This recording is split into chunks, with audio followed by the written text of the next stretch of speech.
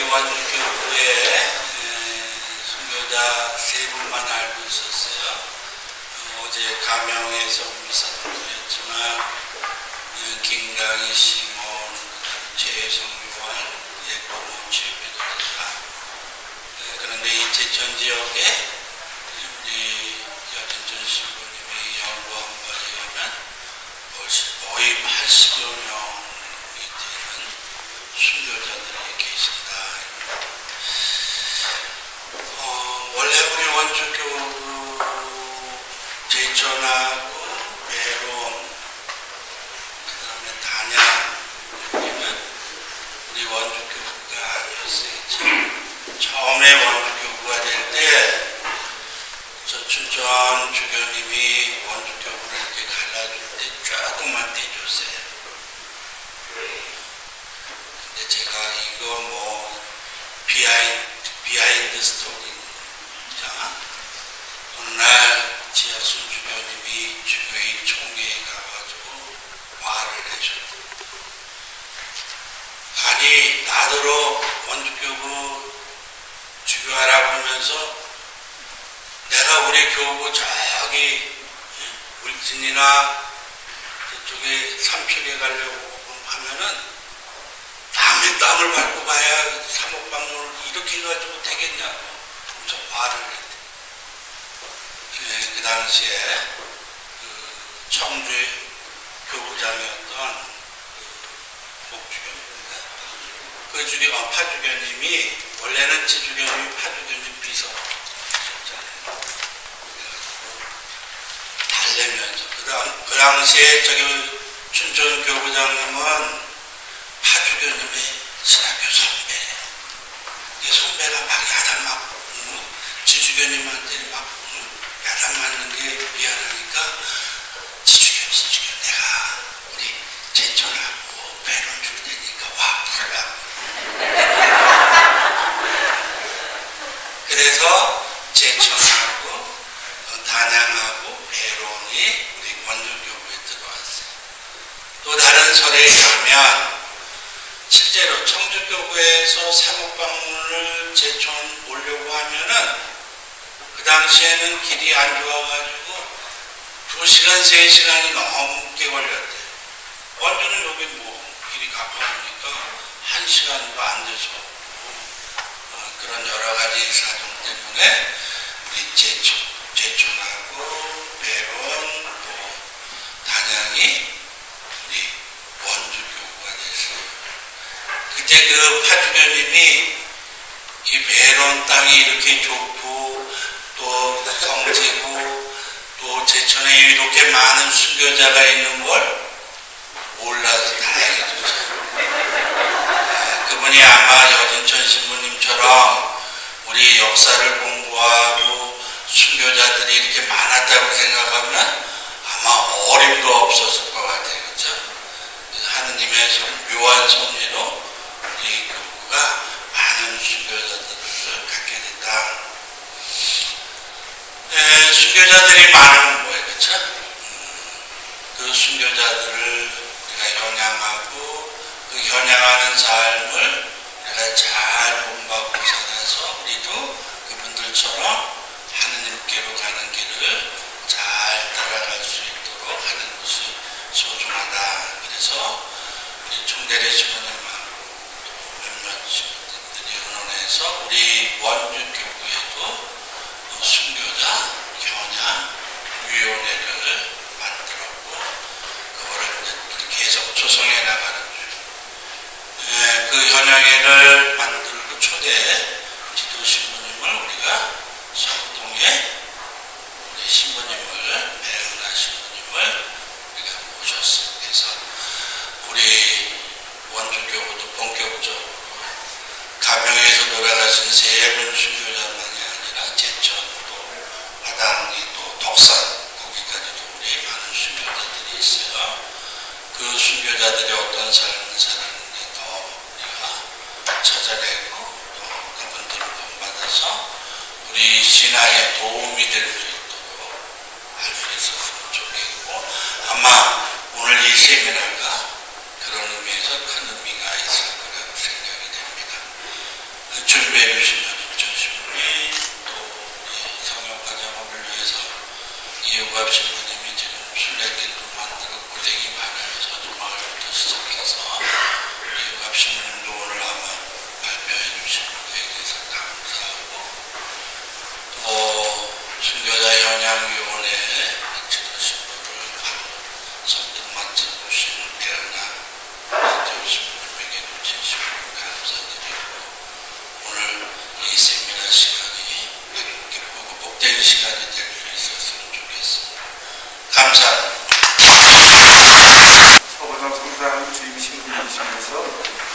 오늘 교구 순교자 현양의 기도를 맡고 계신 교원하신 분의 인사 말씀 듣겠습니다. 예수님 사랑합니다. 안녕하세요.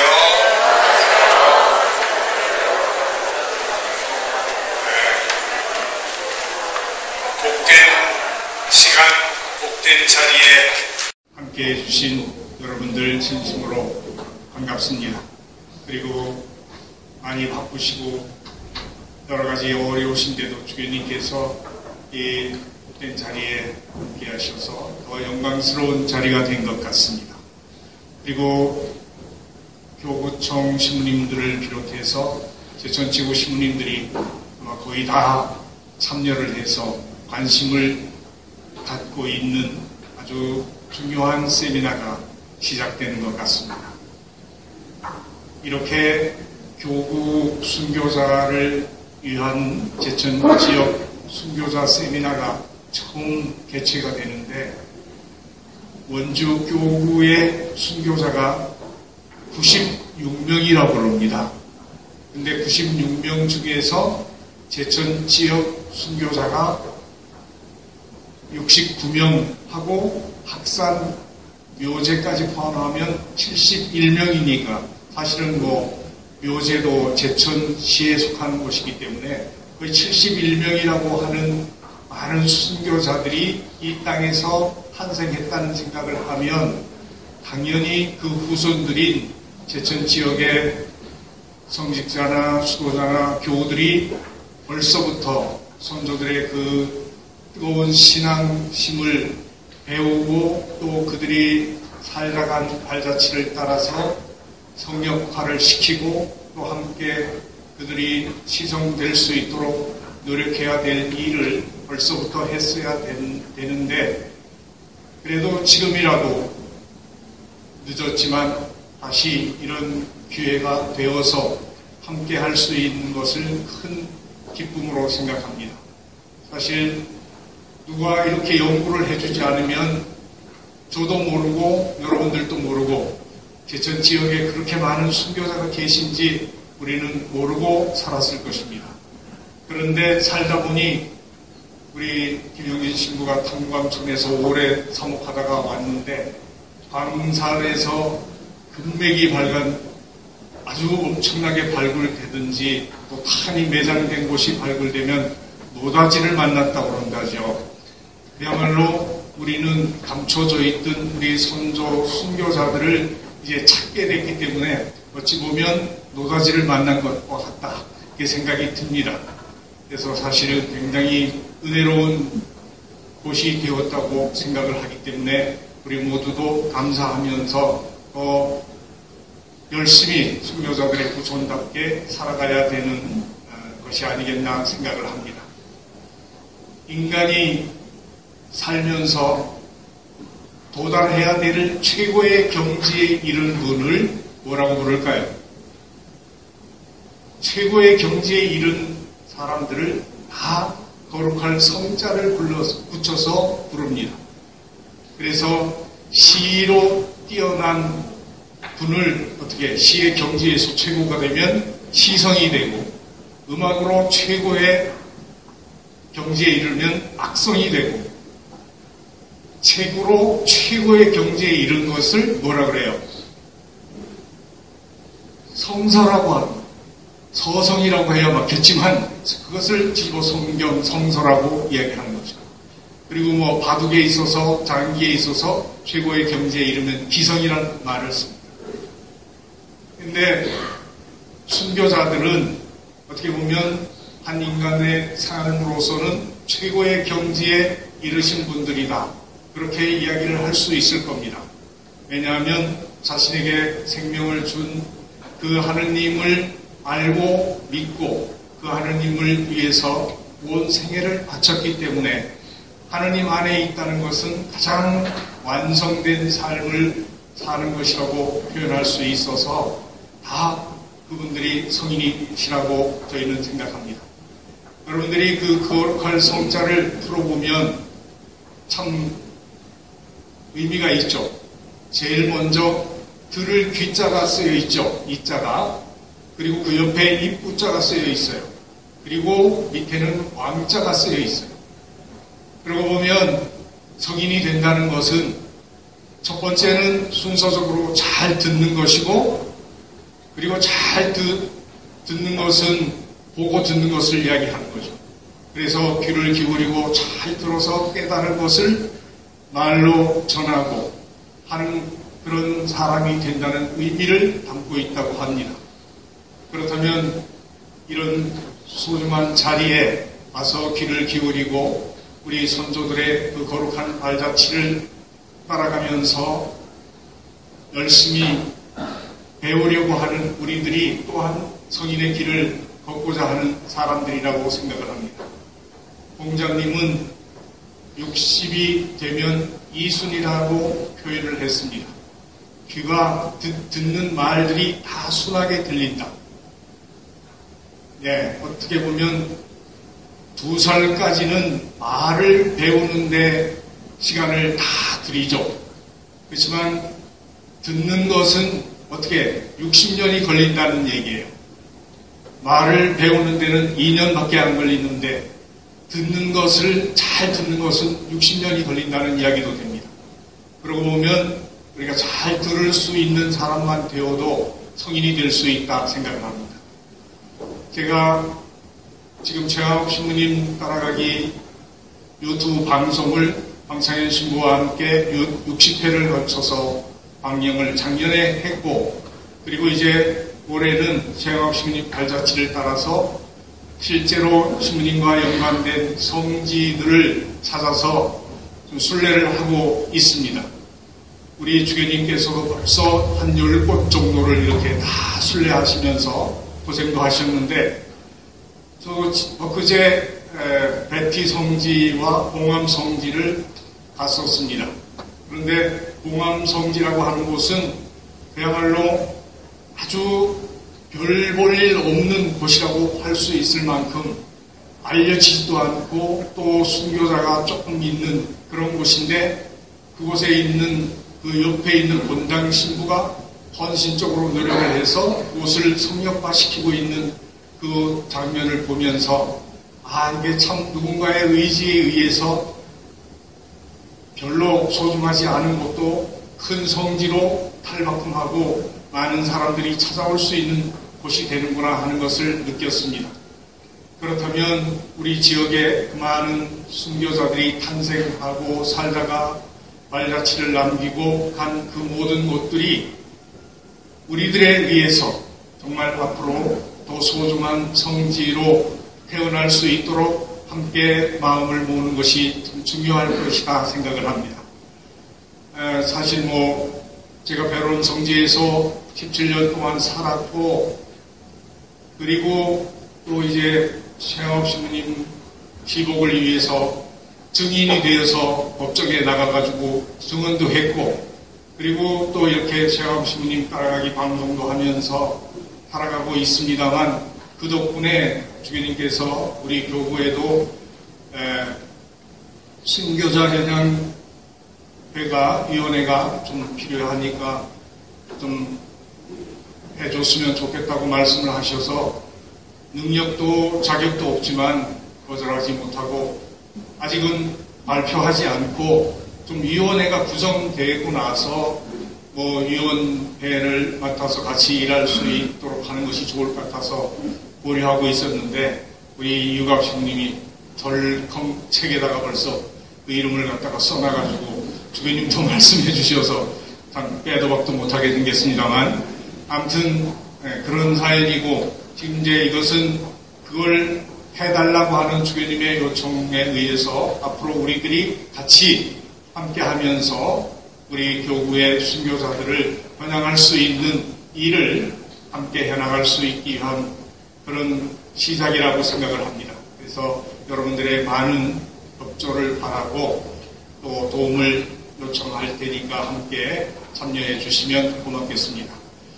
이 자리가 마련되기까지 우리 여진천 신부님께서 많은 연구를 해 주셨기 때문에 가능한 일이고, 또한 이유갑 신부님이 연구하면서 또 발로 뛰면서 교구 이 성역화 위해서 또 순례길 위해서 많이 애쓰고 계신 덕분에 이런 자리가 마련돼서 너무나 감사하게 생각합니다.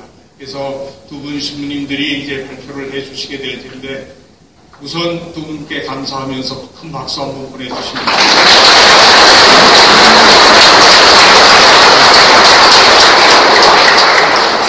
네, 제가 이제 이야기를 많이 하면 소중한 말씀을 들을 시간이 줄어들기 때문에 저는 이만 말씀드리고 본론으로 들어갈 수 있도록 그렇게 하겠습니다. 함께 해주신 여러분들 진심으로 고맙습니다. 행복하세요.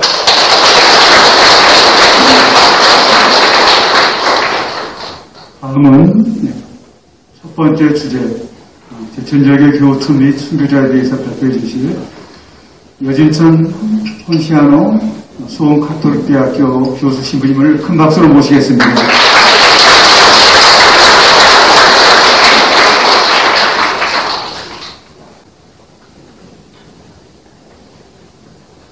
예, 방금 소개받은 여진천 혼시아노입니다.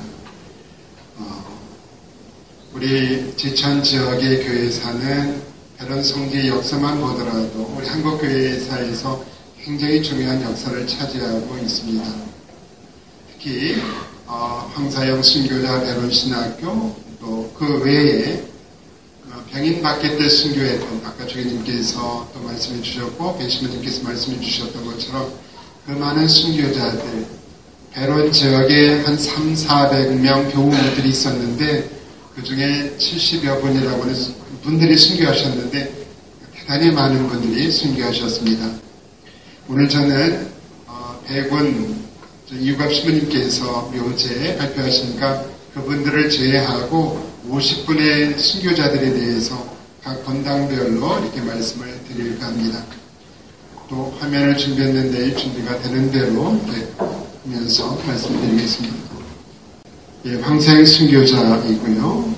그 다음에 그 위에 있는 그 흐릿한 사진은 1936년도에 야마구치라고 하는 일본인 학자가 배론에 왔다 가서 토굴에 관한 사진을 남겨놓았고 밑에는 복원해 놓은 토굴이고요. 백서입니다. 타키성 화백의 그림이고 김한빈이 황사영을 이제 모시고 배론으로 오게 되었고 김기둥의 토굴에서 이러한 생활을 했다는 이야기입니다. 그 다음 말씀드린 뿌르띠에 신부님과 푸띠니콜라 신부님입니다. 왼쪽에 뿌르띠에 신부님, 신학교의 상황이 굉장히 어려웠음에도 불구하고 그때 주교님께서는 어렵다 하더라도 용감하게 앞으로 나아가라고 하는 이러한 말씀을 해주셨고 늘 박해 위험과 그 다음에 교재도 부족하고 여러 어려움이 있었음에도 불구하고 용감하게 10여 년 정도 56년부터 66년까지 신학교를 이끌었습니다. 그 밑에 푸띠니콜라 신부님은 푸르띠 신부님과 함께 한국에 도착을 했고 진천 지역에서 활동을 하시다가 건강이 굉장히 안 좋았습니다. 그래서 주교님께서는 사목 활동을 하기가 어려우니까 배론에 와서 요양하도록, 그러나 선교사들 중에서 우리말을 가장 잘했던 분이었기 때문에 사전을 만들었던 분이기도 합니다. 두 분도 순교하시게 됩니다. 그 이야기는 좀 이따 하겠습니다. 장족의 성인이고요. 1930년 당시에 배론 신학교, 우리가 많이 본 정규화 신부님과 또 다른 신부님들께서 신자분들과 함께 오셨다는 사진입니다. 장족의 성인께서 수원 화성 지역에서 출생하셨고 배론 신학교 오셨다 서울 또 갈매모에서 순교하셨다는 이야기입니다. 장족의 성인은 늘 자녀들에게도 나는 순교해서 예수님의 구속 은혜를 받는 것이 평생의 소원이라는 이러한 말씀을 하셨고 뿌르띠 신부님, 푸띠니콜라 신부님께서 체포당해서 끌려갈 때 나도 끌려가겠다. 신부님께서 저 노예는 풀어주시라라고 하는 이 말씀을 듣고 있다가 이제 집으로 오셨다가 아마 우리 이유갑 신부님 발표에서 노럴골에 가셨다가 이제 돌아오시다가 체포당하십니다. 그런데 서양인들을 숨겨준 집주인이라면 확신하다면 잡아들여라. 그래서 장조기 성인이 다시 체포당해서 이 제천의 감옥에 갇히게 됩니다. 이때 서울에서 온 포졸들이 서울로 갈 사람들이 누구냐 그러니까 장조기 성인은 기쁘게 일어나면서 나라고. 오히려 포졸들이 놀랄 정도였다고. 내 평생 소원이 이루어지게 되었는데 나는 기쁘다라고 했고, 그러면서 충남 보령 갈매모대에서 순교하시게 됩니다. 이때 휴광이가 W 주교님의 목을 반쯤 빌고 이제 돈을 요구하는 이러한 그림이고, 맨 마지막으로 장조기 성인께서 순교하실 때 우리의 죽음은 우리 거룩한 교회의 영광이라는 이런 말씀을 하시면서 순교하셨습니다. 장조기 성인의 유해는 절주산에 모셔져 있고, 우리 배론 성교 소송당에도 장조기 성인 유해 일부를 모셔놓았습니다.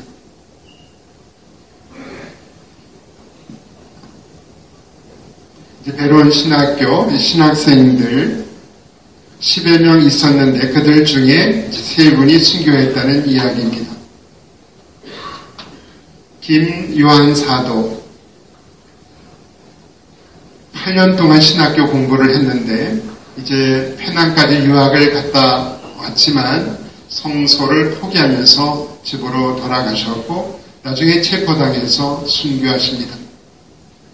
권요한 세례자, 신학생들 중에서 그때 가장 높은 사품까지 받은 신학생이었습니다. 평택으로 돌아갔다가 이제 체포당해서 35세 순교하셨고, 그 다음에 유흥길 안드레아, 또 이 정부 기록에는 유 토마스라는 기록이 있어서 안드레아 아니면 토마스입니다. 19살에 신학교가 이제 문을 닫게 되면서 집으로 갔다가 체포당해서 순교하시게 됩니다. 또 다른 신학생 순교하지는 않았지만 우리 교회를 위해서 일을 했던 것으로 여겨지는 이만돌 바울리노, 임펜체시오, 박만옥, 이사여 등등 여러 신학생들이 있었습니다. 다음 이제 우리가 잘 알려져 있지 않았던 순교자들에 대해서 장한여 베드로와 그 부인 이 바르바라 순교자 이야기를 하겠습니다. 장한여 순교자는 장조기 성인의 육촌인데 이 바르바라와 함께 베론에서 살다가 이제 박해를 만나면서 서울 해화동으로 가서 아주 어렵게 살았고, 이때 1868년 박해는 굉장히 지독했습니다. 이때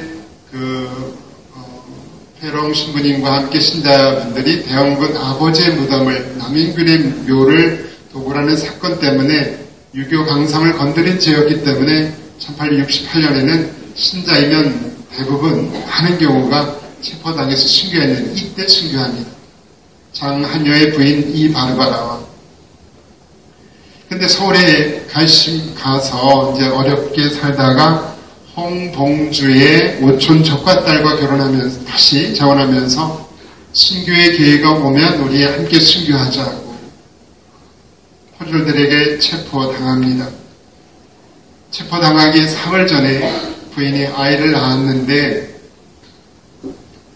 사람들이 서학장이의 자식이라고 성문 밖에 버려서 까치밥이 되도록 버리려고 했다라는 기록도 있고, 어떤 기록에는 육종의 자식을 버림이 어찌 거리낌이 없으리오마는 버리고 죽으러 가다가 자식 없는 어떤 분이 데려다 키우겠다. 그러니까 홍씨 부인이 나는 주님을 위하여 죽으면 저 자식은 살 길이 없으니 데려다 잘 기르라.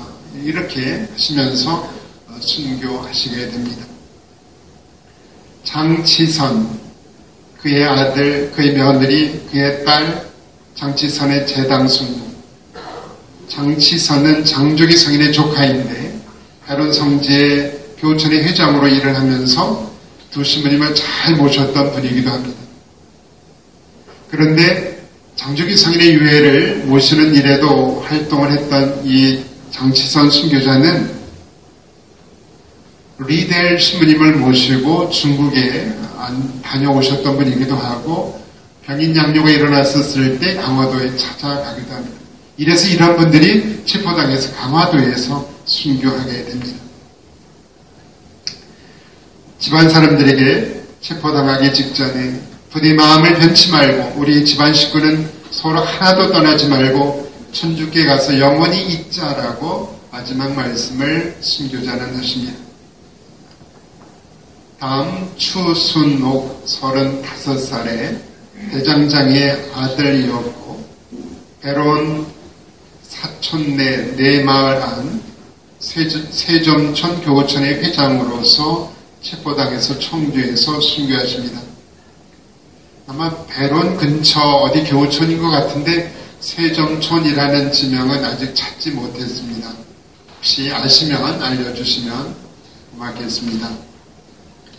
그리고 배론에 살았던 이성천 베드로, 배론 아랫마을에 살면서 신부님들이 체포당할 때에 신자들도 체포당했지만 나라에서는 신부님들을 잡아가면서 또 집주인, 이러한 분들만 잡아가지만 그냥 신자들은 그냥 배교하지 않았음에도 이제 석방합니다. 그런데 1868년 제천 포교에게 체포돼서 갇혔는데 아주 목수로서 아주 좋은 표양을 보이니까 아전들이 나가라고 감옥에서 우리가 아무 일 없게 해주겠다.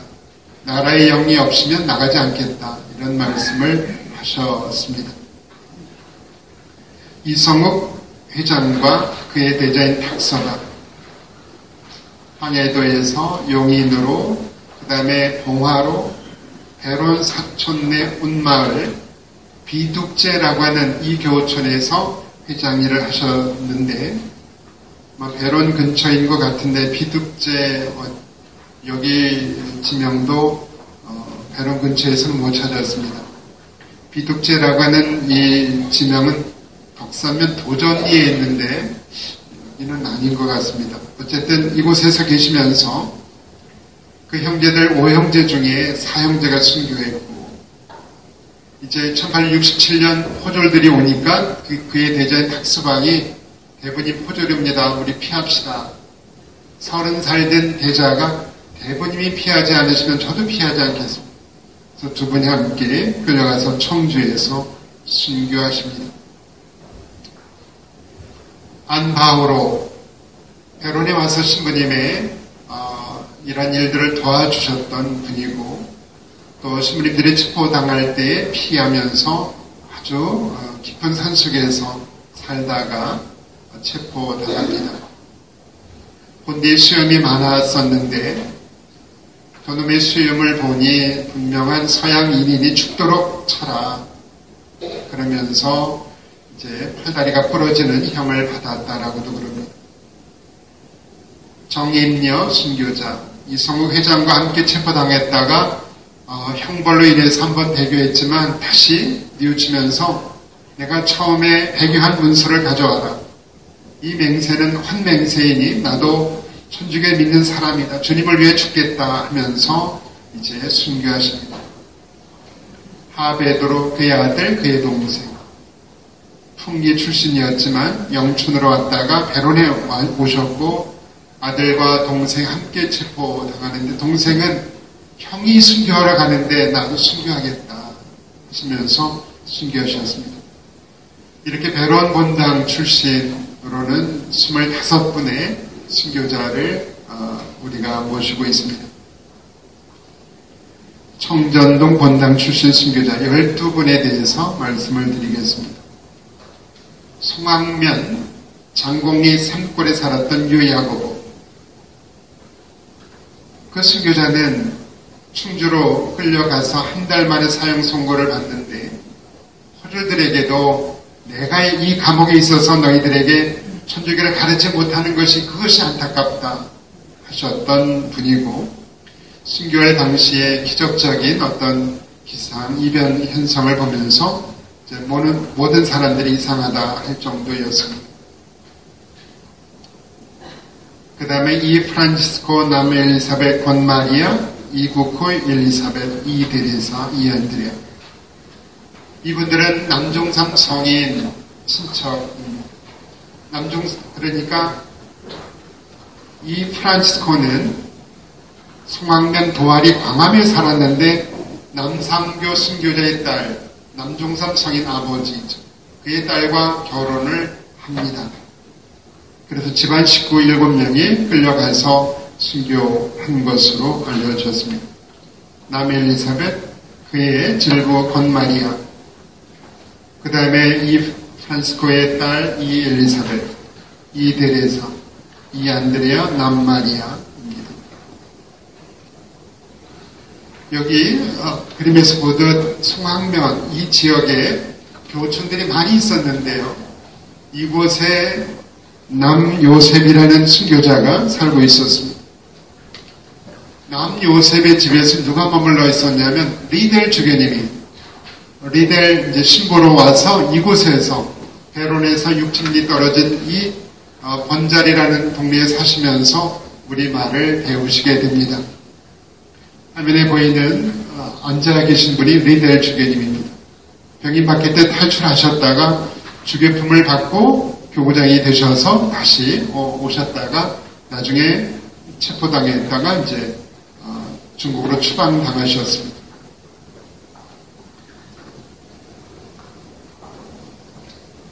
남천동 출신 순교자분들 7분에 대해서 말씀을 드리겠습니다.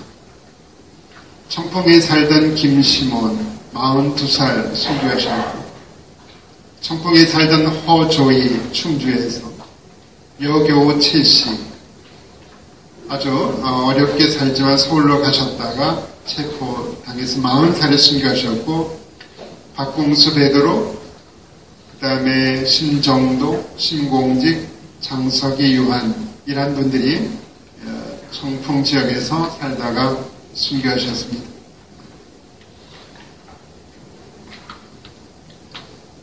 덕산 본당 출신 순교자들로 6분이 있습니다. 이 필리포의 하인이었던 김작은세 토마스. 포졸들이 오는데 도망가지 않고 자수하셨고 예수님의 이름을 부르다가 순교하셨고, 이 모니카 18살입니다. 덕산면 선골이 있는 설림 지역에 살다가 이제 학회 때 예천능군으로 가셨다가 충주에서 체포당하십니다.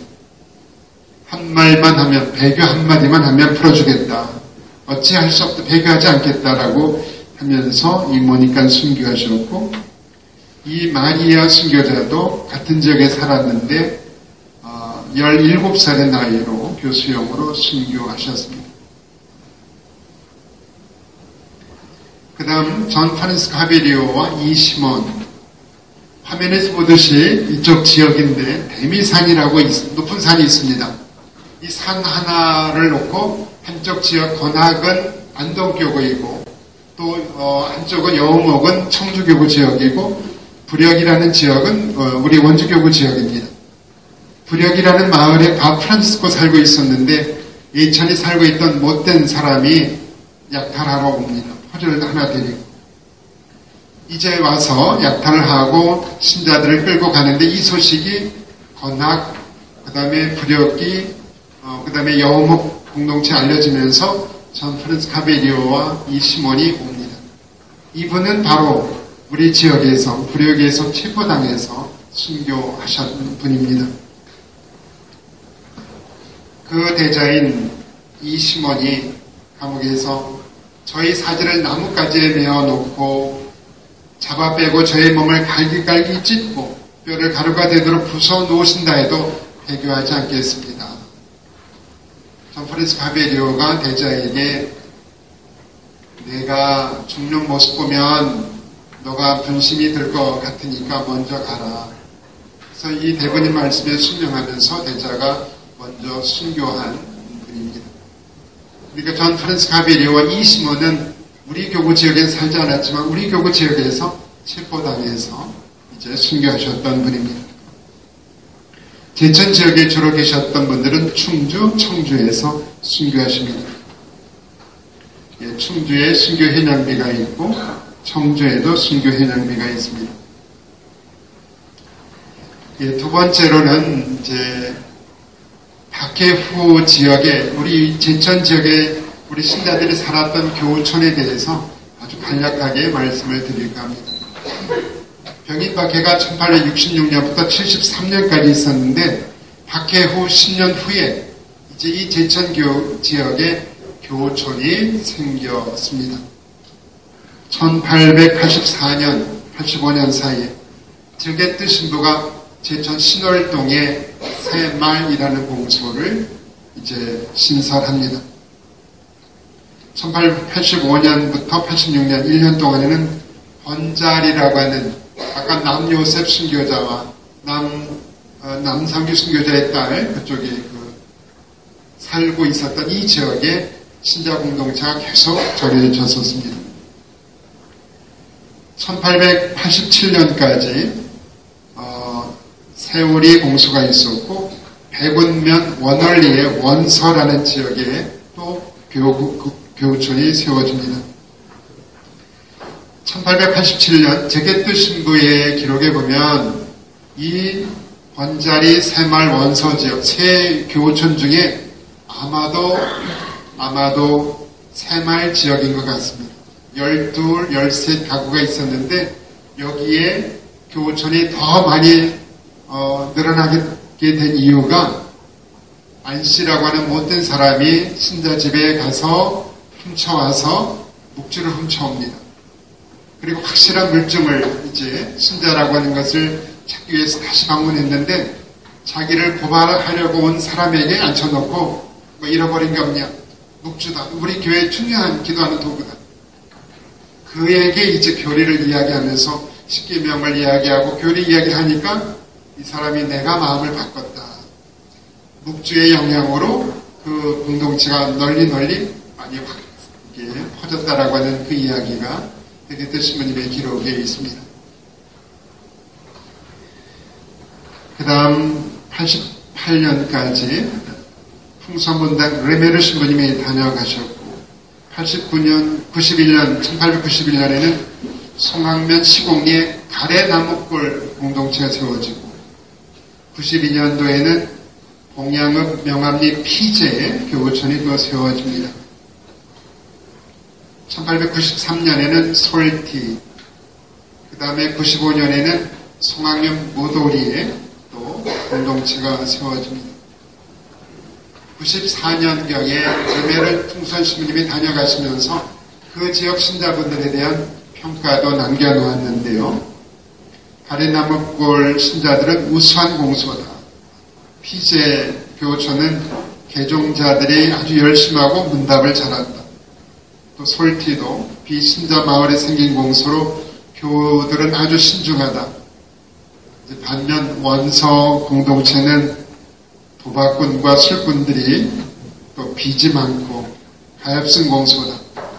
질곡의 공소는 노름과 술로 인해 하게 된 공소다.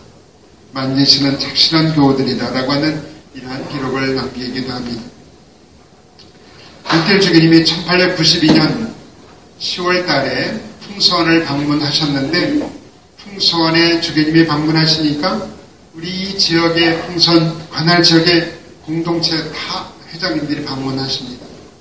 심지어 영동에서까지 왔다 가셨다는 기록이 있었습니다.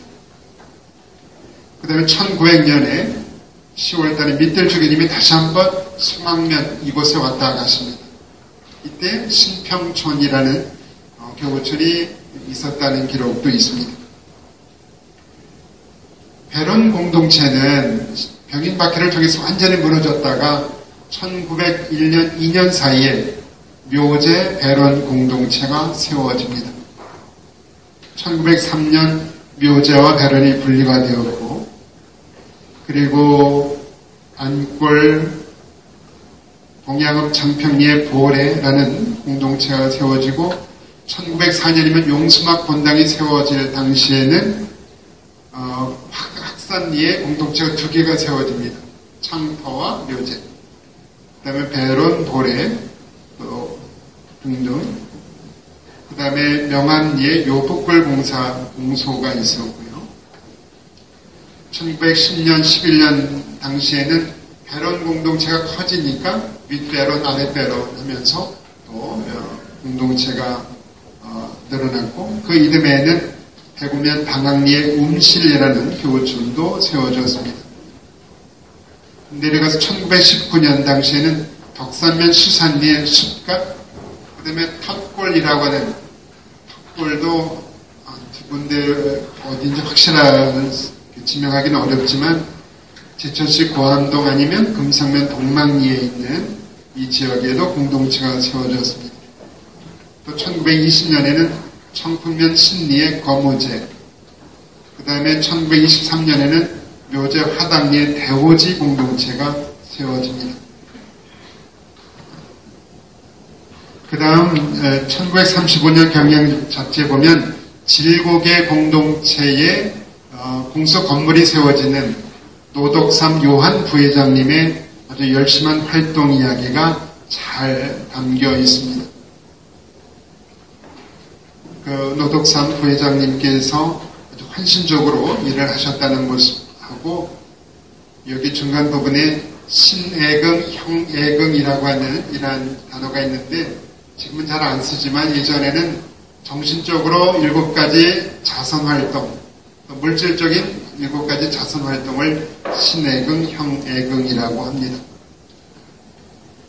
그 다음에 제천교화는 병인 밖에 당시에 신자들의 땅들이 압수가 되어서 간에서 이렇게 했다가 이제 신앙의 자유를 얻으면서 교회가 찾아오는 당시에 이제 우리 교회가 많은 어려움을 당하는 장원 본당의 고영 신부님과 우리 용성호 본당의 최요한 회장님 또 신자분들이 동네 사람들에게 많은 어려움을 당했다는 이야기가 제천교환 이야기입니다.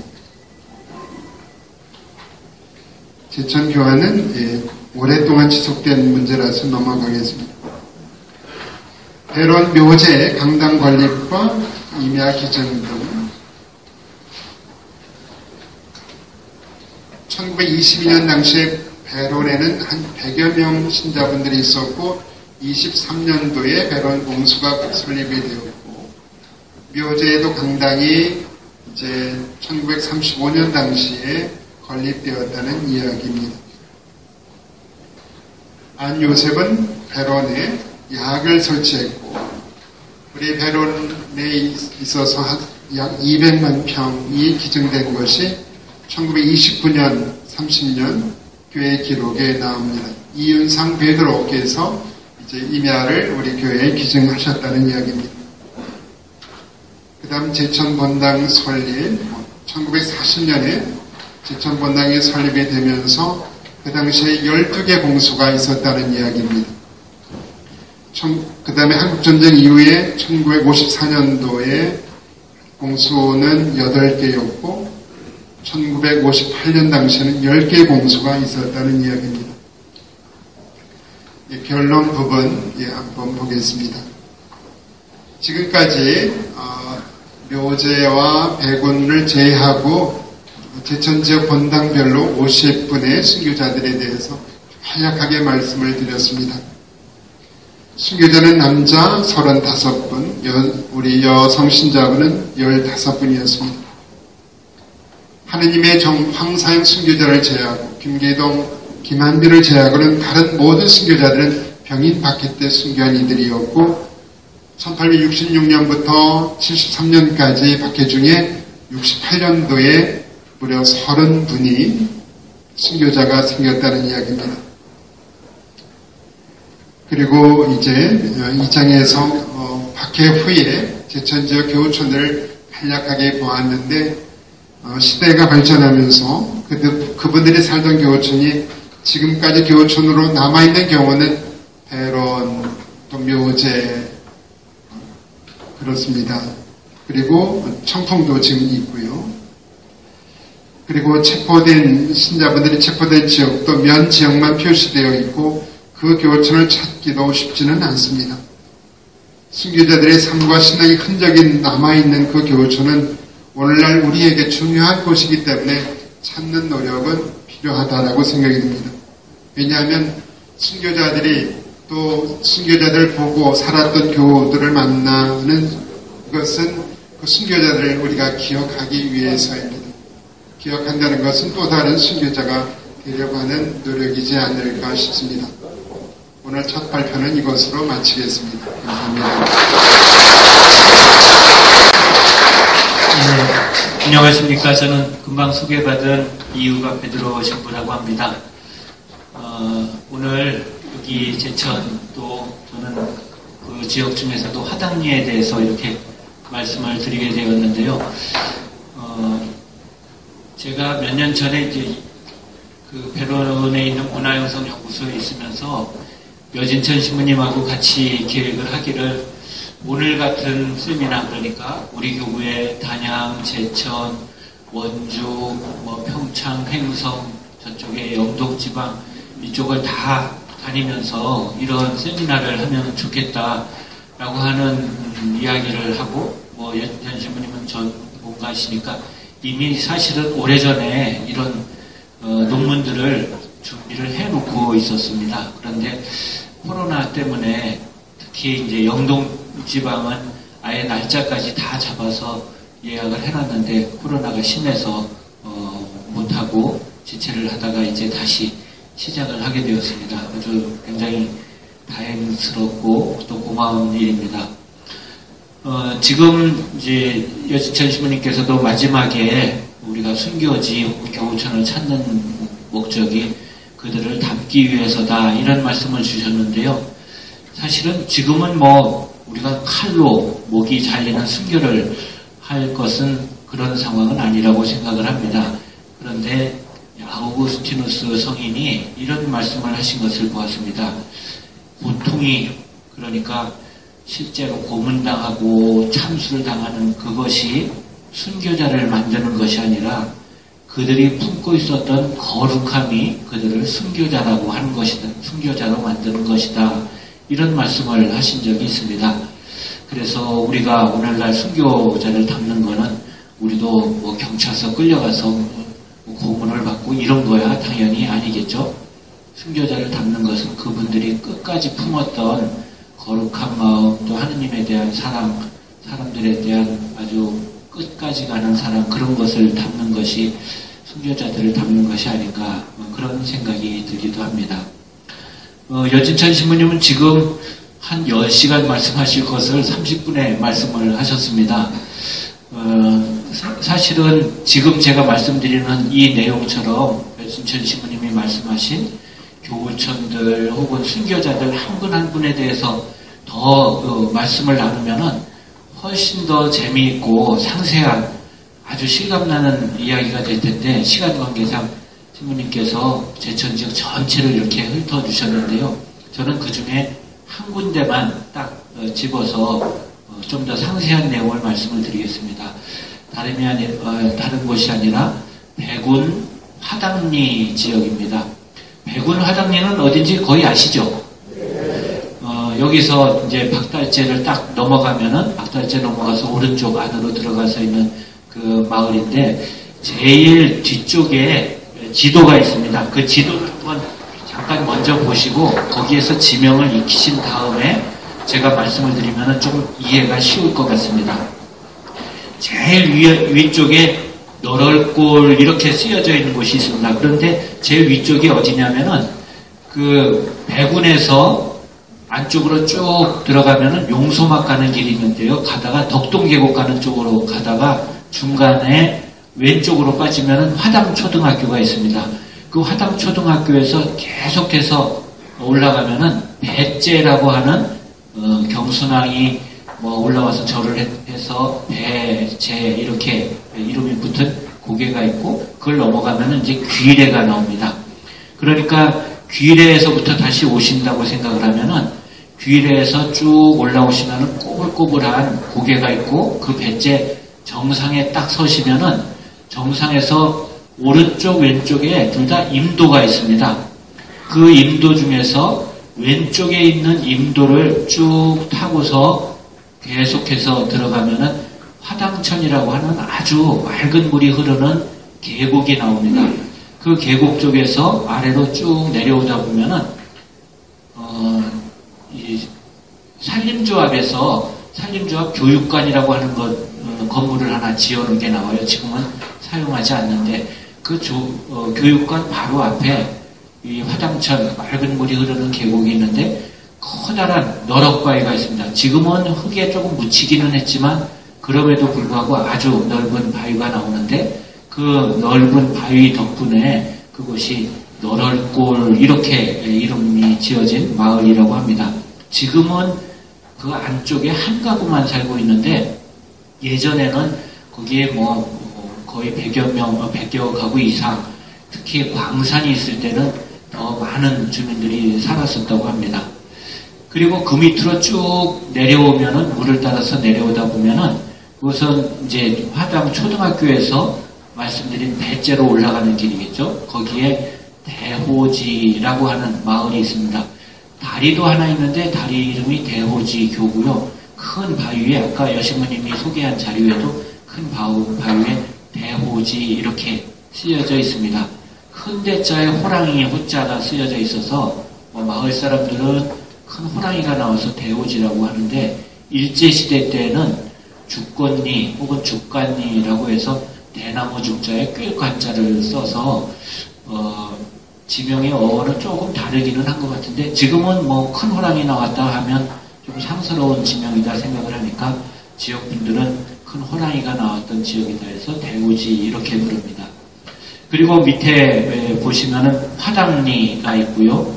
그 다음에 화당리 화당초등학교 앞에서 다리를 건너서 백운 쪽으로 오다 보면은 길가에 큰 느티나무가 있는데 거기가 도장골, 도곡리 이렇게 쓰여져 있는 팻말이 있습니다. 그리고 백운성당이 있고요. 백운성당에서 배론으로 넘어가기 위한 파랑제, 지금 요즘은 저희들은 이제 양업제라고 부르는데 그 양업제 파랑제를 넘어가기 위해서 백운의 박달제 휴양림이 있는 곳이 있는데 그 근처의 마을이 교회사 자료에는 안말 이렇게 나오는데 이 안말은 그때 안골이라고도 하지 않았을까 생각이 듭니다. 그리고 방학리는 백운에 지금 사과밭이 많은 또 논이 많은 그 곳입니다. 백운에 큰 백마 저수지가 있는데 그 저수지가 있는 그쪽 마을이 방학리, 방앗다리고요. 거기는 양업제에서 주론산 밑으로 이렇게 쭉 돌아서 가면은 금방 배론에서 금방 도착할 수 있는 그런 곳입니다. 여기 지금 말씀드린 이 지도를 머리에 이렇게 넣고 말씀드리는 것을 들어주시면 훨씬 더 실감이 날 것 같습니다. 우선 제가 배론이 아니라 화당리에 대해서 말씀을 드리려고 하는 이유는 따로 있습니다. 여진천 신부님이 말씀하신 대로 제천에는 굉장히 많은 교우촌이 있었습니다. 신부님들 그 서한에도 제천은 특히 교우들이 많고 교우촌이 많다 이런 언급을 하신 서한도 있는데 왜 그 중에서 하필 제가 화당리, 백운의 화당리에 대해서 말씀을 드릴까 생각을 해보면은 제가 쓴 여기 자료의 제목을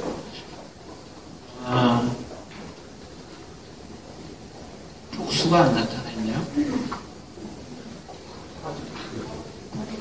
제 첫 페이지, 제가 발표하는 거에 제일 첫 페이지에 제가 이렇게 써놨습니다. 박해시대의 제천 백운면 화당리 지역 교우촌의 역할과 순교자. 저는 그냥 교우촌이 여기 있었다 그 말씀보다는 역할을 조금 말씀드리고 싶었는데요. 제가 이거 좀 과한 표현인지 모르겠지만은 어머니 같은 피난처, 용사를 길러낸 꽃동네 이렇게 붙여봤습니다. 왜 이런 제목을 제가 붙였는지 아마 제 설명을 들으시면은 이해가 될 것 같습니다. 우선 백운 지역은 말씀을 드렸는데 백운 지역이 조금 안정되고 신자들이 많았던 그런 교우촌으로 여겨집니다. 제천 지역에도 아까 말씀하신 대로 신자들이 많았는데 아마 그 이유는 너무나 당연하지만 배론 때문에 그랬을 것 같습니다. 처음에는 황사염 순교자 이후로 혹은 그 전으로 신자들이 배론에 숨어 들었겠죠. 박해를 피해서. 그런데 다들 저희 다 배론 가봤잖아요. 배론이 사실은 사람이 살만한 곳이 잘 안 됩니다. 더더군다나 지금처럼 우리 백원 대성당에 있는 그쪽에 교우들이 살았던 게 아니라 그 안쪽에 조백석골이라고 하는 곳이나 더 안쪽에 신자들이 많이 거주를 하셨던 것 같아요. 거기에 지금 집터들도 많이 있고요.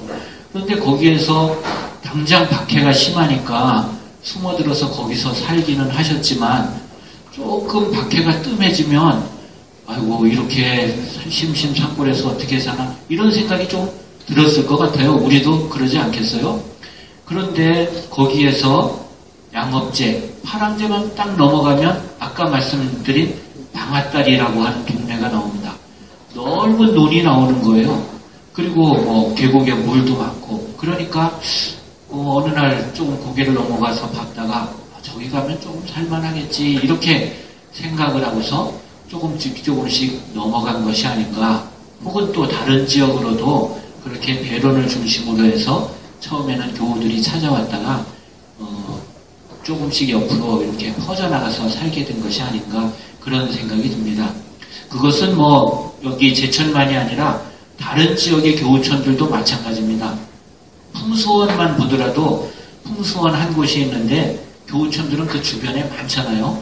풍수원 그 안쪽에만 모여 살기는 조금 어려우니까 그 중에서도 풍수원에 가깝기도 하고 그렇지만 조금 생활을 할 만한 곳으로 이렇게 흩어져서 살게 된 것, 그것들이 이제 교우촌, 큰 교우촌 주변에서 일어나는 일반적인 현상인 것 같습니다. 그래서 이 화당리, 백운 지역에도 신자들이 살았을 것 같은데요. 이 기록에 아주 많이 남아있지는 않지만은 이 백운 지역에 몇 곳에 대한 조금 재미있는 기록들이 있습니다. 그런데 이쪽의 기록에 대해서 제일 대표적인 지명이 꽃땡이라고 하는 지명입니다. 꽃담, 꽃땡이 뭐 이렇게 여러 말로 표현이 되기도 하는데 꽃땡이를 예전에는 꽃땡이라고 했다가 지금은 그걸 한자로 이렇게 풀어서 쓴 게 화당이라고 하는 지명이 됐습니다. 꽃이 핀 언덕이다 이래서 꽃땡이라고 불렀다고 그래요. 그런데 이제 외부에서는 꽃땡이 이게 발음이 좀 어렵기도 하고 그러다 보니까 꽃담 뭐 이렇게 여러 지명이 됐습니다. 그런데 이 지명이 여러 곳에 나오는데 사실은 따지고 보면은 지금 화당리, 화당 1, 2가 화당 초등학교에 있는 곳이고 화당 2, 2가 대호지에 있는 곳인데 거기뿐만 아니라 그 근처 지역을 외부에 있는 신자들은 그냥 꽃땡이 이렇게 불렀었던 것 같습니다. 화당초등학교에 있는 그곳만이 아니라요. 그러니까 백운 지역에 약간의 그 북쪽 화당리를 중변으로 해서 그 근처에 있는 마을을 꽃땡이라고 부르지 않았을까 생각을 합니다. 이렇게 말씀드리는 근거 중에 하나는 조금 있다가 볼 이바우 베드로라고 하는 분에 대한 이야기가 있는데 이분이 후대의 증언을 한 것을 보면은 덕동에 살았다 그래요. 덕동. 그런데 그 전에 기록된 내용을 보면은 꽃땡이에 살았다 그래요.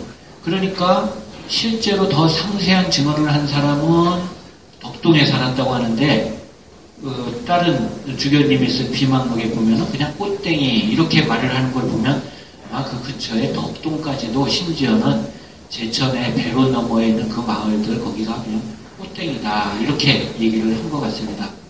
이것도 똑같이 풍수원하고도 비슷합니다. 앞에 김영진 신부님이 계시는데 김영진 신부님은 금대 출신이신데 어디 출신이시냐고 여쭤보면 금대라고 하지 않고 풍수원 출신이라고 합니다. 사실은 풍수원이 있는 성당이 있는 데하고 금대는 뭐 굉장히 먼데 그쪽에서는 다 그냥 풍수원 출신 이렇게 이야기를 하거든요. 아마 꽃땡이도 혹시 그러지 않았을까 그런 생각을 합니다. 이건 뭐 추측입니다만 그럴 확률은 조금 더 있는 것 같습니다. 그렇지만 어쨌든 그 꽃땡이라고 하는 지명이 나온 곳과 또 너럴골이라고 하는 곳, 방앗다리라고 하는 곳, 아까 말씀드린 그곳에 대한 이야기들이 몇 가지가 있습니다. 우선 이 화당리 꽃땡이는 백운 지역의 제일 대표하는 지명이었었는데 여러 신자들에게 좀 알려져 있었던 것 같습니다. 지금은 잘 알려져 있지 않죠. 제가 이 같은 내용을 백운 본당에 가서 한번 말씀을 드린 적이 있었는데, 백운에 오래 사셨던 교우분들도 우리 동네에 이런 순교자들이 있었어요. 다 처음 듣는다고 말씀을 하셨었습니다. 아마 한 100여 년 이상 동안 좀 잊혀져서 그랬던 것 같습니다. 이 화담리, 꽃댕이에 대해서 제일 역사적으로 기록은 남아있지 않지만은 제일 첫 번째 꽃댕이와 관련된 교회사의 내용은 묘제에 계신 남상교 아우구스티누스 순교자의 출생지이다. 이것이 이제 이 꽃댕이와 인연이 있는 제일 큰 내용입니다.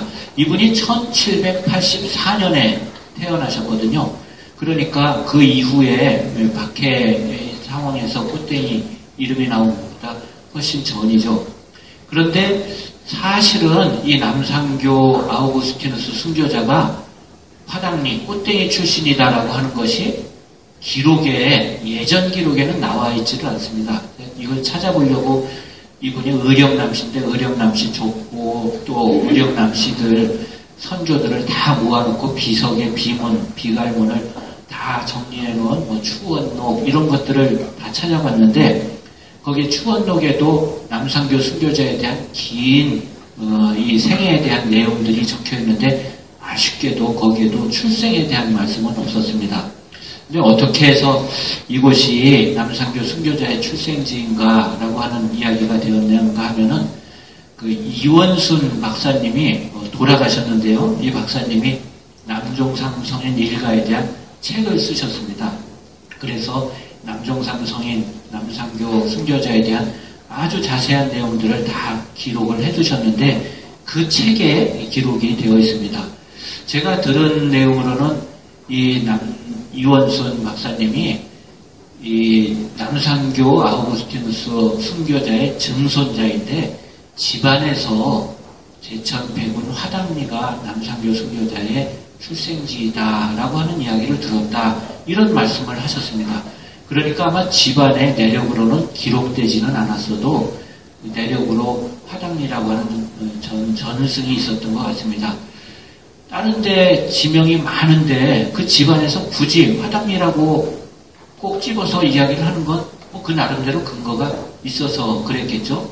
그리고 더군다나 이원순 박사님은 이제 우리 교회사에 아주 정통하신 분이고 아까 여신부님이 황사영 백서 토굴 사진을 잠깐 보여주셨는데 일제강점기 때 야마구치라고 하는 사람이 와서 토굴을 확인을 했는데 그 다음에는 또 그 자리가 어느 자리인지 잘 몰랐어요. 이제 돌무더기가 있고 그러니까 그 자리가 지금의 황사영 토굴 자리 우리가 백운 가서 만나는 자리다라고 확증을 해주신 분이 또 이원순 박사이시기도 합니다.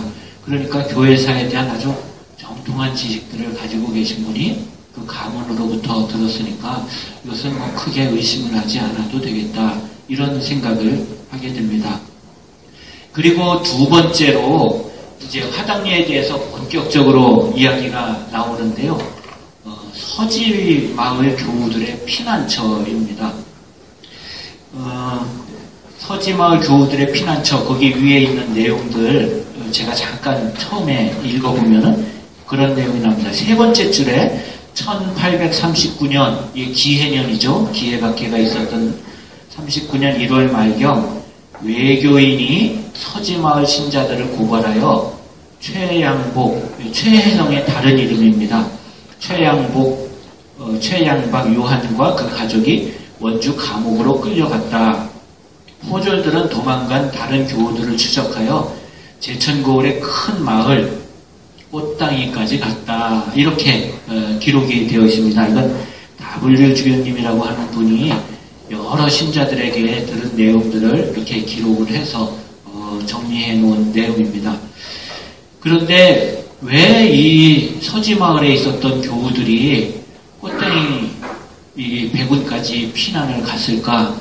그 첫 번째 이유는 이 W 주교님은 이 기록을 1858년에 쓰시는데 1856년에 최양업 신부님이 지금 서한집의 12번째 서한집의 최혜성 요한에 대한 기록이 있습니다. 근데 그 기록에서 좀 재미있는 말씀을 하셔요. 서지마을에 살았던 교우들이 포졸들이 들이닥치니까 피난을 갔는데 더 안전한 곳으로 피난을 갔다. 이렇게 최영업 신부님이 말씀을 하고 있습니다. 편지에서요. 아마 작년에 최영업 신부님 편지 읽기 많이 했으니까 보신 분들 많을 텐데 더 안전한 곳으로 갔다. 그런데 W 주교님은 2년 후에 기록을 남기면서 그것이 서지마을 교우들이 피난을 간 곳이 꽃땡이다. 이렇게 표현을 합니다. 그러니까 더 안전한 곳은 꽃땡이. 이렇게 생각을 할 수가 있잖아요. 왜 최영업 신부님이 안전한 곳이라고 했을까? 이 표현은 또 다른 데서도 나오는데 왜 안전한 곳이라고 했을까? 생각을 해보면은 W 주교님 혹은 그 이후에 나오는 다른 기록들에서 약간의 우리 단서를 발견을 할 수 있습니다. 그 밑에 보면은요, 조금 아까 제가 읽었던 그 밑에 며칠 뒤 어떤 노인의 부주의로 천주교 서적 한 권이 포졸의 손에 들어갔는데 어떤 예비자가 화를 당할까 두려워 마을에 숨어있는 교우들의 이름을 고발하였다. 곧바로 포졸들이 습격하여 많은 사람을 붙잡았는데 이 소식이 남씨 교우 집안에 전해졌다. 이런 내용을 이 W 주교님이 비망록에 써놓고 있습니다. 남씨 교우, 그 앞에 XTIENS, 이건 이제 크리스찬이라고 하는 뜻입니다. 거기에다가 S자가 붙었으니까 남씨 집안이 아예 교우였다는 거죠. 그 집안에 전해졌는데 이 교우들이 체포됐다는 소식을 듣고 이 남씨 양반집, 그 마을의 촌장, 이 촌장인 남씨 집에서 포졸들을 붙잡아다가 매를 때려서 다 쫓아보냅니다. 그리고 교우들을 다 풀어줍니다. 그러니까 아마 그런 사정을 서지마을이 됐건 근처에 있는 다른 교우촌이 됐건 알고 있었던 것 같아요. 포졸들이 들이닥치면 피난을 해야 되는데 안전한 곳으로 피난을 해야 된다. 안전한 곳은 마을의 촌장이 신자인 집안, 양반인 집안, 이런 동네로 가면은 다른 데보다 안전하지 않겠어요?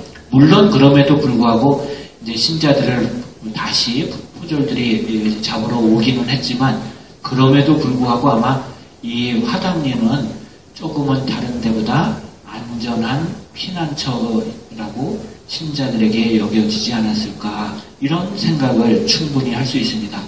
그래서 그 이후에도 화당리에 여러 신자들이 찾아오는데 다들 피난처 혹은 교리를 배우러 오는 곳, 이렇게 생각을 해서 화당리로 찾아오게 됩니다. 그렇게 해서 서지마을 사람들도 화당리로 찾아오게 되고요. 그 다음에 다 이바이 베드로의 이주처라고 하는 내용이 있습니다. 이 이바이 베드로라고 하는 이분은 순교자가 아닙니다. 그런데 조선시대 말에 또 1900년도 초반에 이 시성시복을 위해서 순교자들에 대한 증언을 신자들한테 다 다니면서 받아요. 우리 교우도 풍수원에 와서 이제 성서에 손을 얹고 증언을 하도록 그렇게 해서 이 순교자들에 대한 증언을 받는데, 이분은 순교자가 아닌데 여러 곳에서 이 이바이 베드로에 대한 이야기가 나옵니다. 왜 나오는가 하면은 이분이 아마 당시 순교하지 않고 살아남았던 많은 신자들의 좀 모습을 담고 있었던 것 같습니다.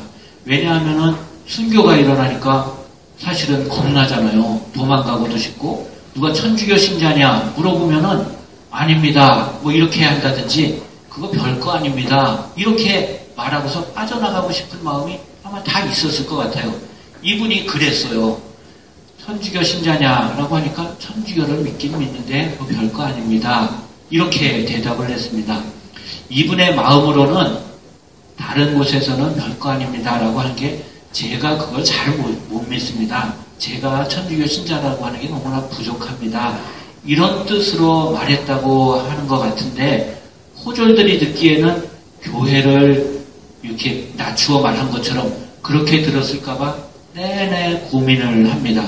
그래서 더 열심히 신앙생활을 하고 더 충실하게 순교자의 삶을 본받으려고 하는데 이분이 다른 곳에서 태어나서 여러 곳을 떠돌아다니며 살기는 했지만 1839년에 그러니까 기해박해 때 포졸들이 마을에 들어갔을 때 포졸과 마주친 사람이 이바이 베드로라고 하는 이분입니다. 그러니까 아마 이분도 또 다른 곳에서 신앙생활을 하다가 그 전에 보면은 다른 여러 곳을 떠돌아다녔으니까요. 기해박해나 이런 위기가 되니까 더 안전한 곳이라고 표현했던 최양업 신부님이 표현했던 꽃땡이로 왔던 것은 아닌가 이런 생각이 듭니다. 조금 다른 이야기가 이분에 대한 것이 또 있는데요. 아까 말씀드린 병인 치명사적이라고 하는 곳에서 이 원주 풍수원에 사는 이 베드로라고 하는 사람이 이 이바이 베드로에 대해서 증언을 했습니다. 분명히 같죠.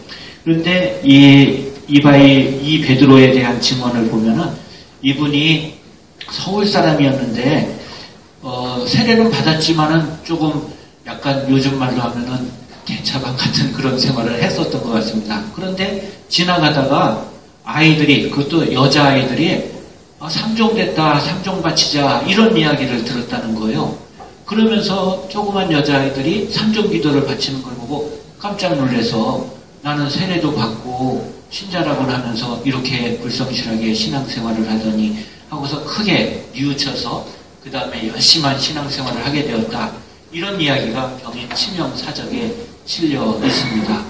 거기에서는 이분이 아까 말씀드린 대로 덕동 구수회라고 하는 지금도 이 구수회 마을 지명이 있는데 거기에 살았다라고 전합니다. 아마 여기까지도 WG님은 다 그 근처니까 꽃땡이 이렇게 표현을 한 것이 아닌가 싶습니다. 또 하나 기록은 김서련 안토니오와 후손들의 이주처가 바로 이 꽃땡이였습니다. 풍수원 본당에 오산골 공소가 있는데요. 그 오산골 공소 바로 옆에 보면은 작은 산에 이 십자가가 있는 그 묘역이 하나 있습니다. 거기가 예안 김씨, 김서련 안토니오 후손 묘역 이렇게 표시가 되어 있습니다. 굳이 말씀을 드리면 여기 김영진 신부님, 김태진 신부 그 조상 묘역입니다. 거기에 김안토니오 제대라고 이렇게 쓰여 있고 그 제대에 글이 새겨져 있는데 제 눈에 이렇게 이 대목이 눈에 띄었습니다. 중간쯤 보면은 경북 예천에서 만섬지기 전답을 벌이고 충청도 제천 꽃담, 강원도 용월 세내, 횡성 둔내 황우촌으로 피신하여 살았다. 이렇게 기록이 되어 있습니다. 그래서 제가 김영진 신부님께 여쭤보니까 순서는 조금 바뀌었다. 예천에서 처음에 넘어오신 곳이 영월 세내였는데 그 다음에 제천 꽃담으로 오신 것 같다. 꽃담은 꽃땡이겠죠. 그리고 어른들에게 듣기로는 영월 세내로 일단은 박해를 피해서 왔는데 신앙생활을 하기도 어렵고 그쪽으로 이주하신 것은 확실하겠죠. 이 김낙호에는 그 최양업 신부님의 그 넷째 동생 최신정의 딸 최숙종 안나와 혼인해서 6남매를 뒀습니다. 그 6남매 중에 딸이 5이고 아들이 하나인데 그 아들이 풍수원 출신의 김휘중 신부님이라고 하는 분입니다. 이 김휘중 신부님은 1917년에 사제서품을 받고 바로 행주본당으로 가셨는데 거기에서 이 감기가 유행해가지고 환자들 방문을 했다가 감염이 돼가지고 1년 4개월 만에 돌아가셨습니다. 제가 문화영성연구소에 있을 때 거기 문서고에 옛날 필사본들이 쭉 있는데 그 중에 필사본 중에 한 권이 김희중 신부님이 필사한 그 옛날 교리서가 있어서 굉장히 반가운 마음으로 본 적이 있었습니다.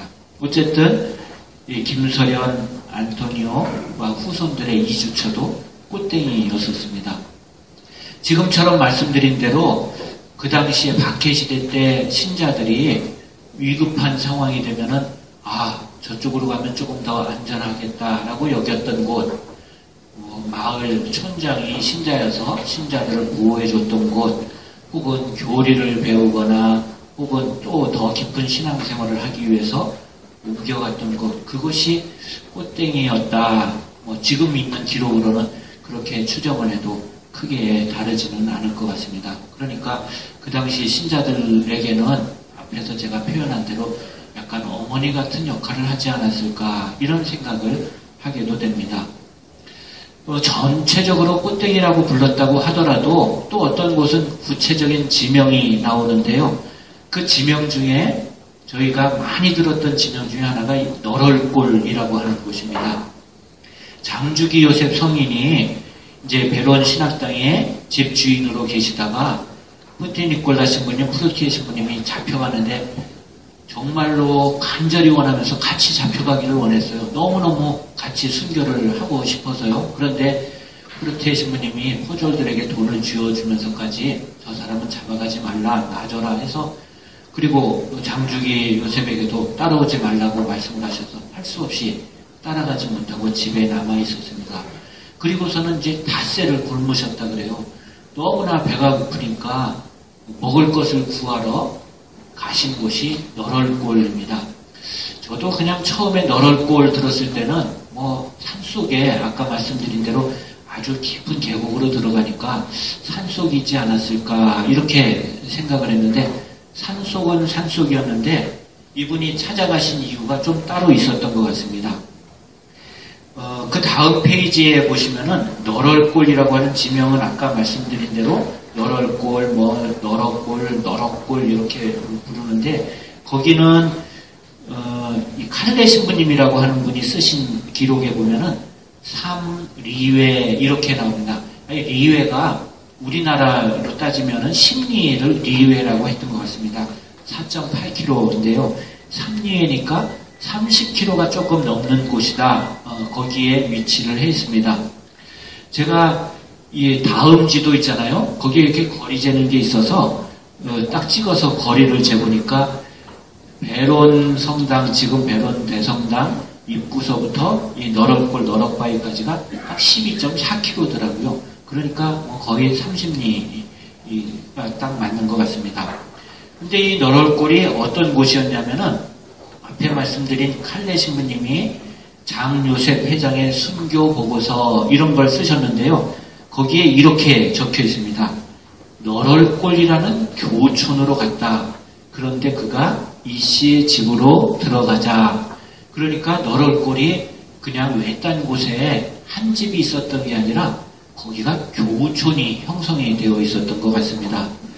그리고 교촌이 형성됐고 화당리하고도 멀지 않으니까 아마 장주기 요셉 성인도 그것이 좀 안전한 곳, 그렇게 여겨서 그쪽으로 먹을 것, 식량을 구하러 가셨던 것 같습니다. 그러니까 밑에 있는 하당리에도 교촌이 어느 정도 형성되어 있었다면 그 위쪽에 대호지 위에 너럴골에도 교촌이 형성되어 있었구나라고 하는 것을 조금 알 수가 있겠고요. 이 너럴골이 장주기 요셉 성인이 잡힌 곳이다. 이런 기록들이 많습니다. 그래서 지금도 좀 의견이 분분합니다.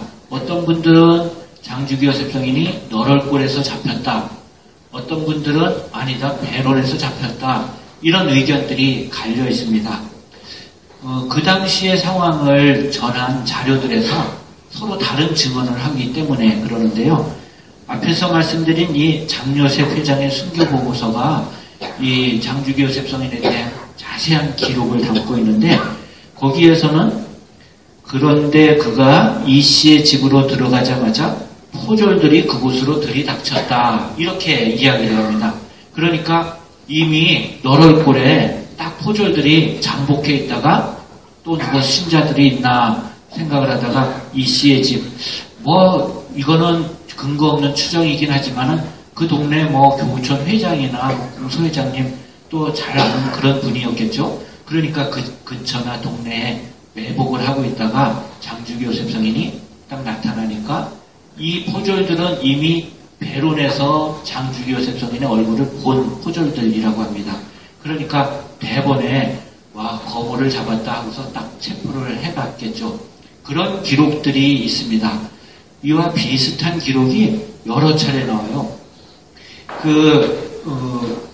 다음 장에 보면은 달래 한국 천주교회사에도 포졸들이 그 마을을 점거하고 있었는데 그중 몇 사람이 요셉을 알아보고 즉시 체포하였다라고도 하고 그 다음에 기록도 대부분 너럴골에서 체포를 당했다고 하고 심지어는 증언한 분, 그러니까 순교자에 대해서 증언한 분도 너럴골 동네에서 본읍 제천 포교에게 잡혀 이렇게 증언을 하다 보니까 장주기 요셉 성인이 너럴골에서 체포되었다, 이런 설들이 많게 되었습니다. 그런데 위에서 본 세 가지 자료는 다 프랑스 분들이 쓴 건데 그거는 아마 한 분이 그렇게 써놓으니까 계속해서 그걸 보충을 하다 보니까 그랬던 것 같습니다. 반대로 베론에서 체포되었다라고 하는 분의 그 주장도 있는데요. 이게 사실은 조금 더 신빙성이 있는 것 같기도 합니다. 안춘명이라고 하는 분이 증언을 한 건데 이분은 본인의 증언에 따르면은 장주기 요셉 성인하고 같이 너럴골로 간 겁니다.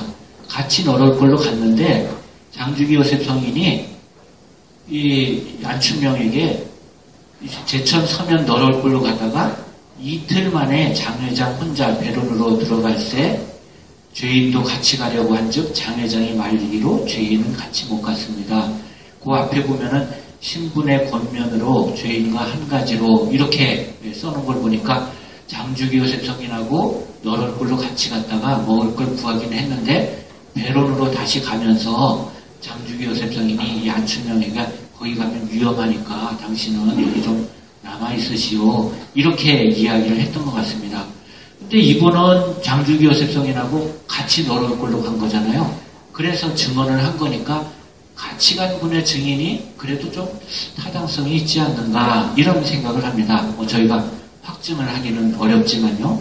그래서 이 너럴골은 장주기 요셉 성인이 피신한 곳 혹은 어떤 설에 의해서는 체포된 곳, 피체지라고도 여기고 혹은 장주기 요셉 성인은 그곳을 떠나와서 베론에서 붙잡히셨다, 이런 기록들도 있습니다.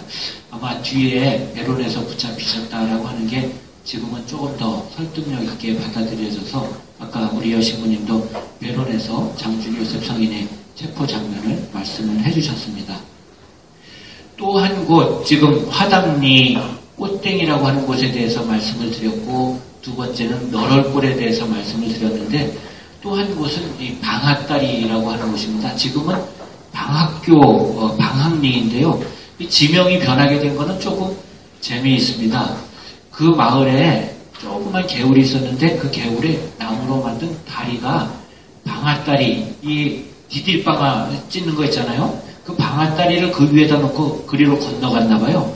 그래가지고 그 동네 이름이 방앗다리 이랬는데 방앗다리를 한문으로 표시를 하려고 보니까 방앗다리 또 이상하잖아요. 그래서 방학, 거기다가 끝에 다리 교자를 써서 방학교 이렇게 표시를 했고 그 방학교가 방학교가 있는 마을이다 해서 방학리 이렇게 지금은 한자로 표현을 하고 있습니다.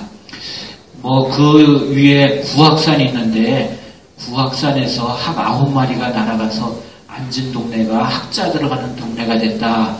이런 설도 있는데 그것은 아주 나중에 만들어진 설 같습니다.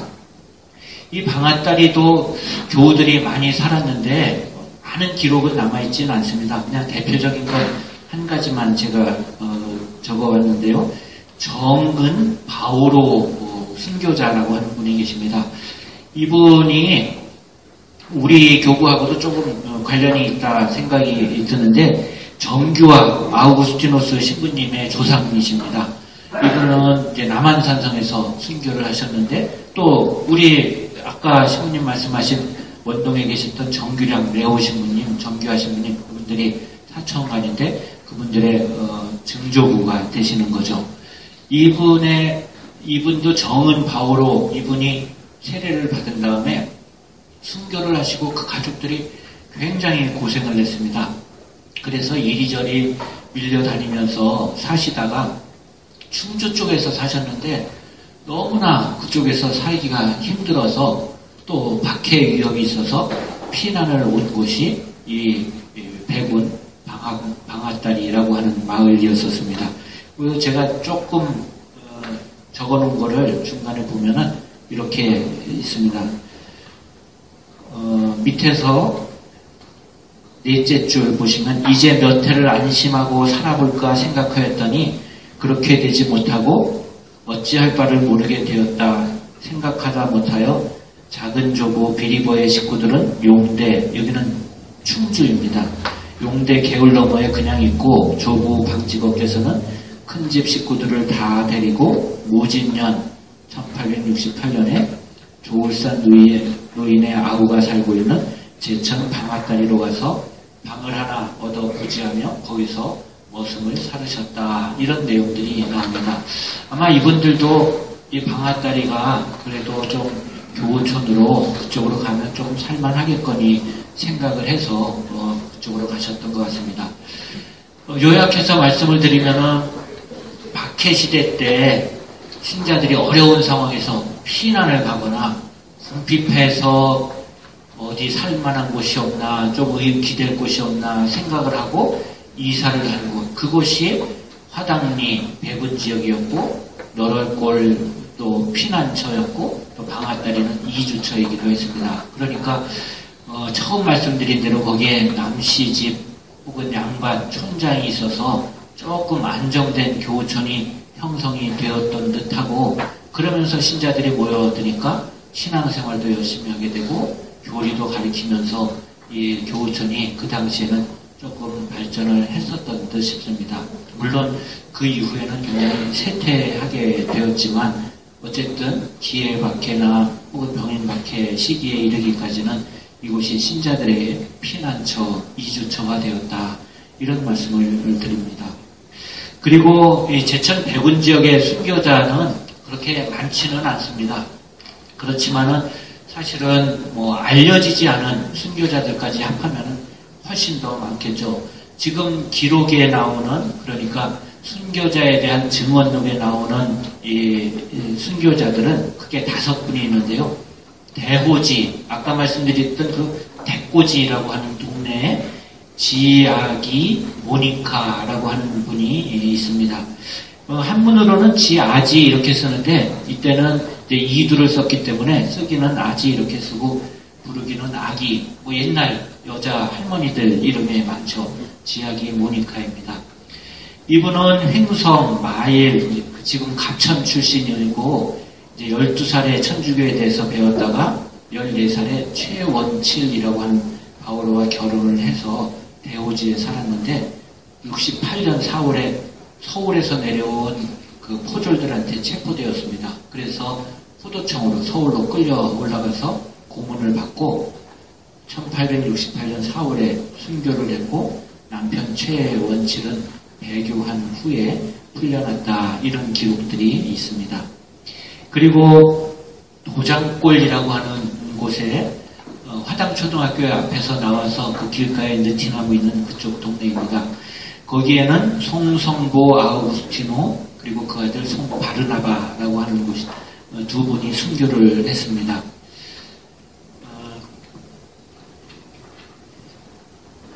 거기 현대어로 그 두 분에 대한 순교 기록을 잠깐 이렇게 옮겨 놓았는데요.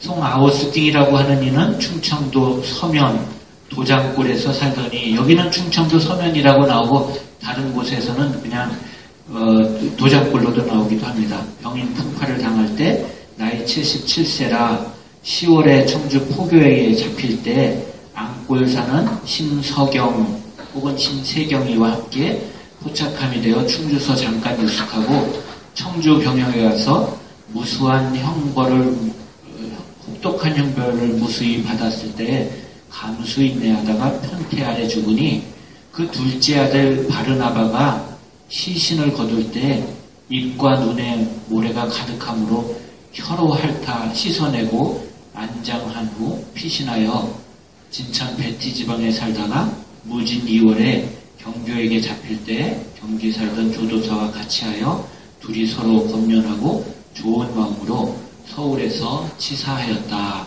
그러니까 이분도 서울 포졸들에게 붙잡혀서 순교를 당하셨다라고 하는 내용이 기록되어 있습니다. 그리고 안골은 심노청과 그 아들 심세경, 다른 자료에 심서경이라고도 많이 나오는데 정확하게는 심세경인 것 같습니다. 이분은 이 안말이라고 하는데 사셨다고 하는데 아마 추정키로는 뭐 전혀 어떤 기록에서는 주석에서는 전혀 다른 동네를 지칭을 하기도 하는데 이 당시 정황으로 보면은 백운 평동리 아까 말씀드린 박달재 휴양림 있는 그쪽 안쪽에 있는 마을 사셨던 것으로 여겨집니다. 이분은 처음에 이제 배론에 사시려고 오셨다가 배론에서 넘어와가지고 이쪽에 자리를 잡아 사셨습니다. 현대어로 보면 서울 심묘안 서경, 본디 서울 남천, 심승지 손자라 공교하려 하여, 그러니까 천주교를 받들려고 제천 서면 안골에 가서 살며 부자가 열심 수계하다가 병인 10월 초승에 충주, 청주, 양읍 포교에게 잡혀 서울로와 치명하니 나이는 55세. 심노청이 위 심서경 세례자 요한의 부친이라 잡히기는 비록 부자가 함께하였으나 충주 포교가 저희 본읍으로 데려가다가 옥중에서 죽이니 나이는 70여 세월이다. 이렇게 증언한 내용들이 있습니다. 뭐 5분이 전체에 비하니까 많지 않은 것 같지만 한 분도 많은 거고 2분도 많은 거고 5분은 더더욱 많은 거죠. 그리고 더더욱다나 기록에 남겨지지 않은 순교자까지 생각을 하면 아마 이 제천, 백운, 화담리나 너럴골 혹은 방앗다리, 안골 이쪽에는 그냥 한두 집의 교우들이 아니라 조금 큰 교우촌들이 여러 군데 자리 잡고 다른 지역의 박해를 피해서 혹은 신앙생활을 위해서 이주해 오고 함께 살았던 그런 교우촌이었었던 것 같습니다.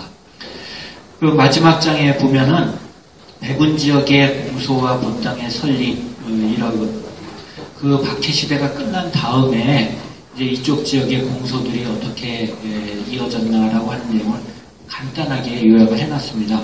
아마 그 순교자들의 혹은 그 교우촌의 후손들이 이제 모여서 이룬 공소일 텐데요.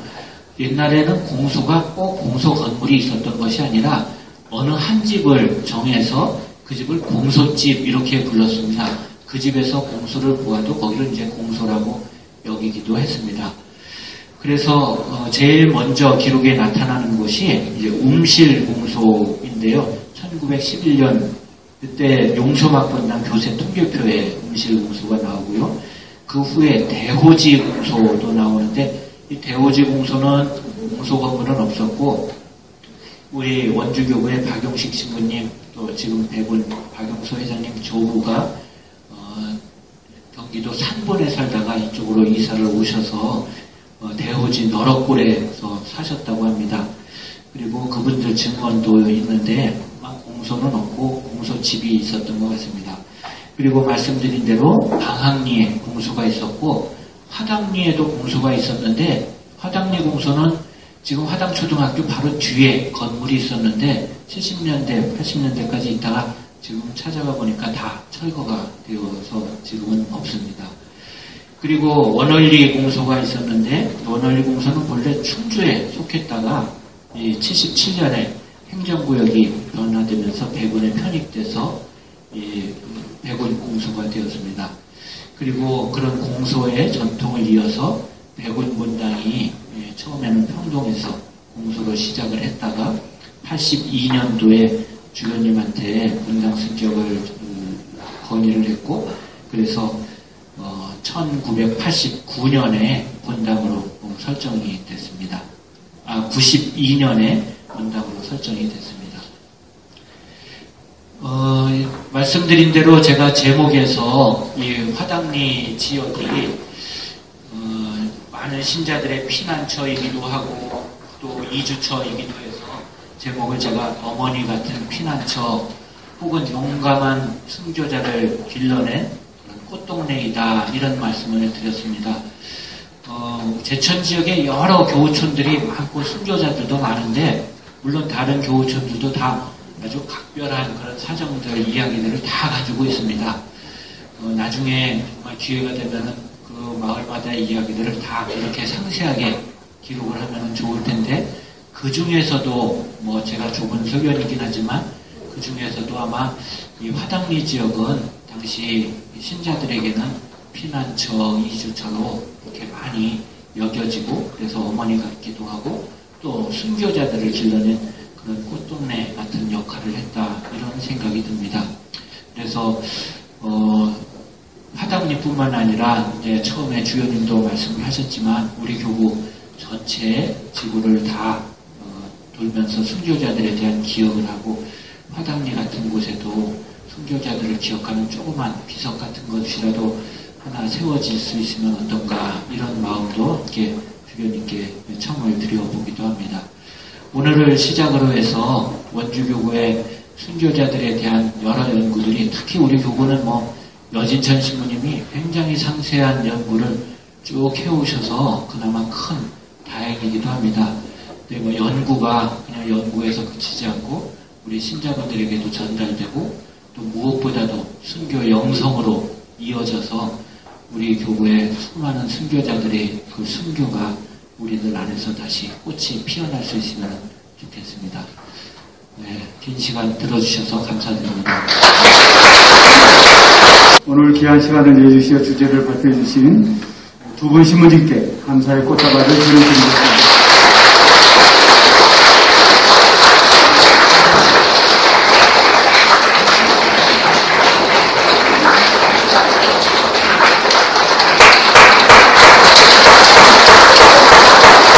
주교님 말씀 먼저 듣도록 하겠습니다.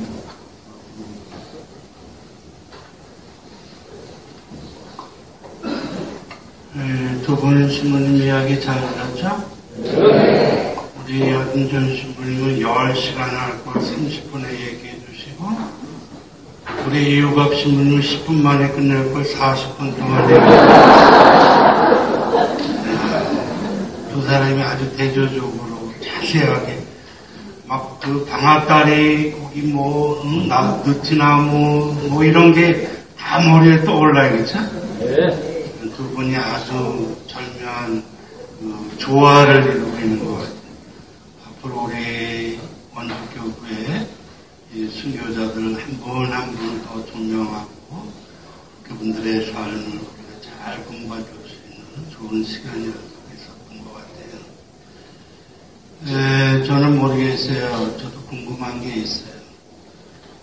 포르티에 신부님하고 니콜라 신부님이 분명히 순교하셨고, 그런데 왜 시복시성이 안 됐을까? 거기에 궁금증이 많아요. 아마 여러 가지 무슨 뭐가 있을 것 같아서 그건 나중에 차후에 발견될 거라고 생각이 되고, 오늘 참석했는데 어떠세요? 괜찮아요? 네. 그러면 다음에 또 해도 돼요? 네, 감사합니다. 우리 특별히 순교자 현양회에 많이 참가하셔서 연하 스님과 함께 우리 순교자들을 더 많이 발굴하고 더 잘 알고, 그래서 우리도 힘을 얻을 수 있었으면 좋겠습니다. 감사합니다. 우리 스님들과 함께 강복 드릴게요. 주님께서 여러분과 함께 전능하신 천주 성부와 성자와 성령께서는 여기 모인 모든 이에게 강복하소서. 주님을 찬미합시다. 네, 감사합니다.